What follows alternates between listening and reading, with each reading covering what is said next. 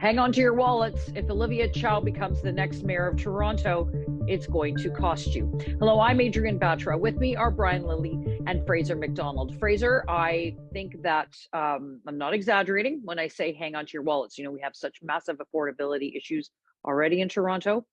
Olivia Chow has hidden tax increases that she's not telling the voter about. What say you? Well, Olivia Chow's run a classic front-runner bubble campaign where she's not saying much about anything. And so we know the few things she's promised. We have no idea how she's going to pay for it. But we can surely bet that you and I are going to be contributing more than we are today. And that's something we'd love to hear more details about before Election Day. Brian, there have been a number of candidates' debates, and the one that happened most recently was probably the first and real opportunity that any of the other candidates really tried to get a number out of Olivia Chow, but she's refused. She pivots and talks about renters, and then pivots and talks about happy stories. But what seems to be challenging her is not only is she not giving us just how high her property tax increase will be, she seems to forget that renters also pay the property tax. Well, she doesn't forget it, but she's hoping the renters do. And one of the things in Ontario law, it's long been established, even with rent control. If you're a landlord and you get hit with a big property tax increase, guess what? You can pass that on to your tenants. So a lot of landlords are going to turn around, pass that on to tenants right away. It is going to be a disaster for them. And it's the type of thing that if you're a renter, you should know and not just ignore. But she's hoping and preying on that ignorance. Just like she's hoping and praying that most people don't look at her platform, which is pretty thin. I mean, really, is she at 33% or whatever it is in the polls because she says she'll open libraries on Sundays? I love libraries. Used to take my kid when my kids were young, took them all the time. But that's not something that rallies people to go vote for Olivia Chow. She's got a very thin platform, but she has said she'll raise taxes in some specific ways. And then in other areas, she's just not saying. And when pressed, she's like, well, we'll figure out what people need first, and then we'll figure out how to spend it. Someone always likes to say to me, Fraser, show me your budget and I'll show you your priorities. Well, what could we say about the current city council budget? It's got a $1.5 billion hole that if Chow becomes mayor, it's going to be filled with what we think is going to be a eye-watering double-digit tax increase. We're up towards 25% to 40, potentially 40%.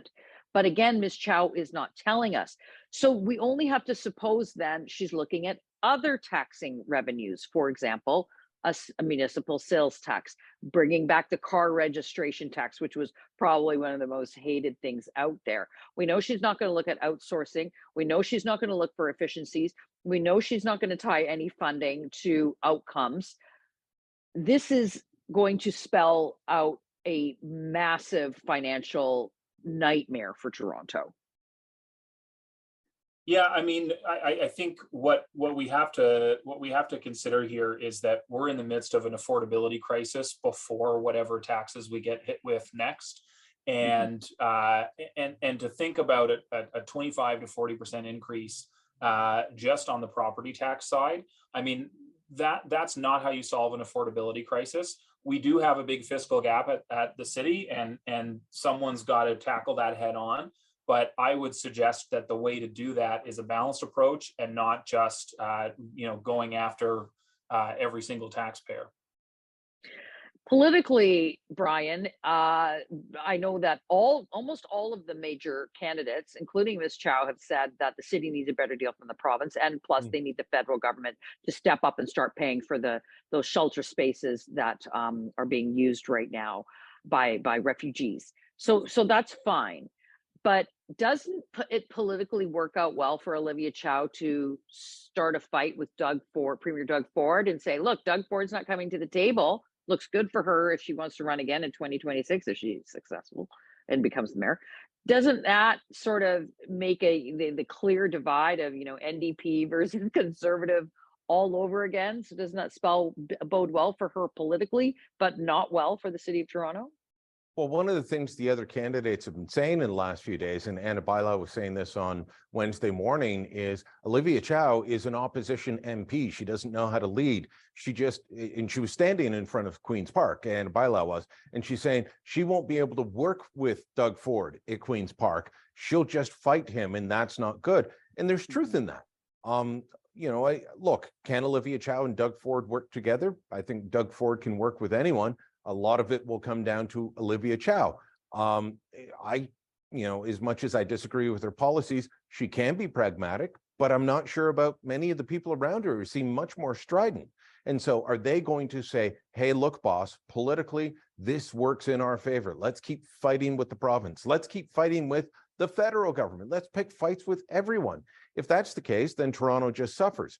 And that $1.4 billion hole in the city budget, staff have already come forward and said, if you want to fill that just with property taxes and not look for efficiencies, not look for trade-offs, that's a 39% property tax hike, plus vehicle registration, plus, as you say, a sales tax, plus all these other things, these other revenue tools. Revenue tools means they're going to stick their hand in your pocket and take out more money. Be afraid, be very, very afraid. What astonishes me about her she's been very blunt about it. I'm just going to increase taxes. Okay. So I think that it's going to be a low voter turnout, Fraser. So it's not going to be endorsed by a majority of Torontonians. But that said, she's been forthcoming about that. But it's just the other aspects of it are beyond her fiscal policy. We have massive social issues facing the city. We have a homeless crisis. We have a mental health crisis. We have not come out of the pandemic as robustly as perhaps some other jurisdictions have. And on top of that, we're dealing with all this while we sit in gridlock traffic, unmovable traffic. City Council just voted to have 9 more kilometers of bike lanes around the city. So we'll have an unsafe city, a dirty city, an unmovable city, and an expensive one under Olivia Chow's mayor. Did I sum that up? The direction's pretty clear. The details are not. And again, there's not a lot of meat on the bones on the platform here. So this is a popularity contest. It's an unusual election. It's not the sort of long drawn out mayoral plus council race that we often have with lots of media coverage. And so it looks like the person who's the most well-known is going to get in there, having made very few promises and just sort of indicated directions on a whole bunch of these files. But on every one of these directions, it's the ones that we're worried about. Brian, last word. Is there anything that we could look at in terms of a Chow mayoralty that we could look forward to? I know I'm being very negative, and I'm just looking at all the negative things that could come with her leading the city. It's just very hard to find anything positive. Libraries open on Sundays, which is lovely. That's a winner. Look, she has talked about it. Unfortunately, for me, public safety has been a big issue during this election. The safety on the TTC. Her biggest platform promise on public safety is fixing 911, which I think all the candidates agree on, because 911 isn't working properly. It's got to be fixed somehow. It's, as Fraser was just saying, not a lot of meat on the bone there. So how can you raise her up and applaud her when she hasn't put a lot of stuff out there other than, yeah, I'm going to raise your taxes, I'll fix 911, I'll open libraries on Sundays. Okay, how does that win you the mayor's race? I know people know her name and the dedication and discipline of the NDP in making sure that their candidate goes forward. Well, as I said, hang on to your wallets, folks. But hey, Toronto, it's time to start paying attention and look at who you're voting for this coming Monday. Log on to Facebook and Twitter. Let us know what you think. Go to thetorontossun.com and hit that subscribe button. You're going to find coverage on stories like this and others you will not find anywhere else.